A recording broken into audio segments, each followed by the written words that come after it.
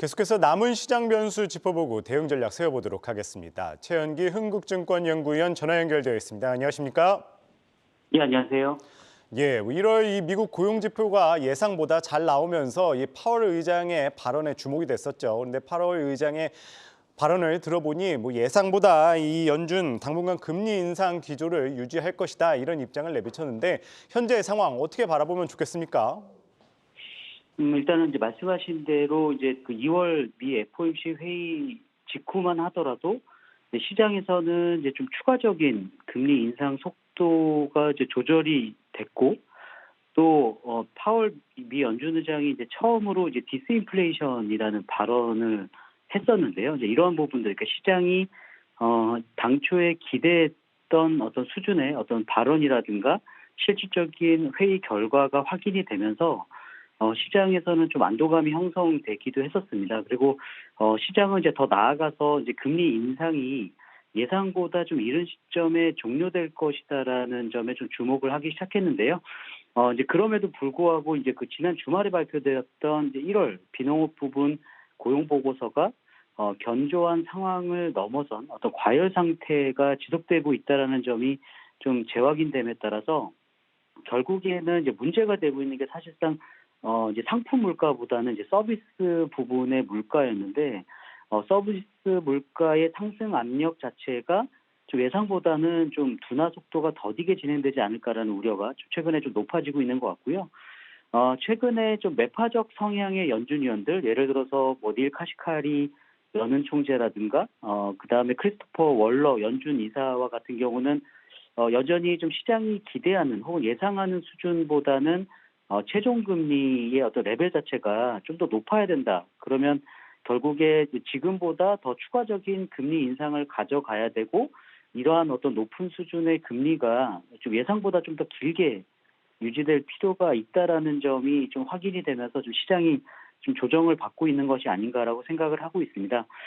물론 이제 그 금리 인상 종착 시점에 가까워지고 있다라는 점은 좀 부인하기는 어렵습니다만 예를 들어서 이제 이런 거죠. 그러니까 시장에서는 이제 3월 회의에서도 25bp 금리 인상을 단행하겠지만 이 부분을 끝으로 이제 긴축이 좀 중단되고 빠르면 올해 4분기 중에 금리 인하에 나설 것이다라는 어떤 기대감이 높아지고 있습니다만 지금 고용 지표를 통해서 확인되는 어떤 상황에서는 좀 이러한 어떤 시장의 기대감이 좀 다소 좀 과도하지 않느냐라는 생각을 좀 해볼 수가 있고요. 사실상 또 이제 고용 지표를 제외하고 나면 여타 경제 지표가 경기 침체 우려를 좀 키우고 있는 상황입니다. 근데 어쨌든 경착륙 가능성은 낮아지고는 있습니다만 좀 다음 주에 미국의 그 1월달 소비자 물가가 발표되기도 하지만 인플레이션의 어떤 둔화, 그러니까 완화되는 과정 자체를 조금 더 확인해 볼 필요가 있기 때문에 지금 가장 중요한 거는 이제 연준이 금리 인상의 계획에 대해서 어떠한 어떤 추가적인 발언을 내놓는지, 그리고 이를 통해서 이제 시장이 과연 이제 금리 인상 종료 시점이라든가 혹은 더 나아가서 금리 인하에 대한 기대감 이런 것들이 어떻게 조절되는지에 따라서 좀 시장의 좀 변동성은 당분간 좀 이어지지 않을까라고 보고 있습니다. 네, 결국엔 이 연준과 시장의 기대감 괴리가 줄어들 가능성이 좀 필요한 것 같습니다. 그런 가운데 이 국내 시장 이 경상수지 흑자 규모가 11년 만에 최저치를 기록을 했습니다. 이 원화 약세 압력 속에 이 원달러 환율 1,200원에서 1,300원 사이에 거래될 것이라는 전망이 우세한데 이런 부분은 어떻게 바라보십니까? 이제 경상수지 같은 경우는 물론 예상치보다는 좋게 나오긴 했습니다만 말씀하신 대로 흑자폭이 좀 감소하고 있는 그런 추세를 보이고 있고요. 원달러 환율 같은 경우도 이제 지난해 고점 수준이 1,440원대였는데 1월 중까지만 보면 이제 1,210원 선까지 빠르게 하락하고 있는 상황에서 지금 다시 좀 반등하고 있는 상황인데요. 결국에 이제 원달러 환율이 이제 하락하게 된 배경 자체는 결국에 미국 경기의 어떤 둔화에 대한 우려뿐만 아니라 인플레이션 완화에 따른 긴축 속도 조절에 따른 어떤 달러와의 강착력이 크게 진정된 그런 영향이 컸던 것으로 보고 있고요. 두 번째는 이제 국내 주식 시장으로 이제 1월 한 달만 놓고 봤을 때 6조 넘게 외국인 자금이 재유입된 그런 영향이 좀 원달러 환율 하락에 큰 영향을 미치고 있는 것 같습니다. 향후에 어떤 원달러 환율의 방향성을 좀 점검해 보면 지금 이전과 같은 하락 속도를 유지하기는 좀 어려울 것으로 보고 있습니다. 말씀하신 대로 경상수지 흑자 폭이 줄어든 것뿐만 아니라 국내 1월 달 수출만 보더라도 주력 수출 품목인 반도체 수출의 감소폭이 계속 커지고 있고요. 또 대중국 수출이 여전히 좀 부진한 상황이기 때문에 이러한 어떤 수출, 그러니까 무역 수지 적자 폭이 계속적으로 좀 유지되고 있다는 점, 그리고 경상수지 흑자 역시 좀 줄어들고 있기 때문에 기본적으로 국내의 그 달러 공급이 줄어들고 있다는 점에서 보면 지금의 어떤, 그러니까 원달러 환율이 그 1월까지의 어떤 그 하락세를 좀 유지하기는 좀 어려울 것으로 보고 있고요. 앞서 그 제가 서두에서 말씀드린 대로 그 연준의 금리 인상과 관련된 불확실성이 좀 여전히 좀 남아 있는 상황입니다. 그리고 지금 중국 그 리오프닝에 대한 기대감이 높긴 하지만 그 정책에 대한 물론 기대감도 있긴 합니다만 실물 경제 지표가 과연 이러한 기대감을 좀 충족시켜줄 만큼 빠르게 회복되는지 여부도 좀 봐야 되거든요. 근데 아직까지는 이제 그런 부분의 어떤 불투명한 상황, 또 최근에 그 미중의 어떤 그 군사적인 갈등, 여기에 더 나아가서 이제 무역 분쟁에 대한 어떤 불씨 이런 것도 남아 있기 때문에 위안화가 계속적으로 어떤 그 강세 흐름에서 다시 약세 흐름으로 전환되는 상황에서는 원달러 환율 역시 좀 상승 압력을 조금 더 받을 수 있는 그런 상황이 아닌가라고 보고 있습니다. 네, 그런 가운데 이 국제 유가가 연초부터 들썩이고 있습니다. 연내 이 100달러 다시 돌파할 수 있다 이런 가능성이 나오고 있는데 앞서 말씀하셨듯이 이제 중국의 리오프닝도 중요하지만은 이제 실물 경제가 더 중요하다고 말씀하셨고 또 이 미국과 유럽의 경제가 결국엔 좀 변수가 될 것이라고 보십니까? 일단은 뭐 해외 IB를 중심으로 이제 국제 유가의 전망치를 좀 일부 뭐 상향 조정하고 있는 그 흐름들이 확인이 되고 있습니다. 그러니까 배경을 살펴보면 이제 뭐 IMF에서도 최근에 세계 경제 성장률 전망치를 물론 이제 예년 수준보다는 뭐 낮은 수준이 합니다만 사실 이제 지난해 내내 어떤 그 성장률의 전망치를 계속 하향 조정해 왔었다가 최근에는 이제 0.2%포인트 정도 좀 상향 조정을 했거든요. 그러면 글로벌 경기가 당초 예상했던 수준보다는 좀 추가로 악화되지 않을 것이라는 기대감이 좀 일부 국제 유가의 어떤 상승 모멘텀으로 좀 작용하고 있는 것 같고요.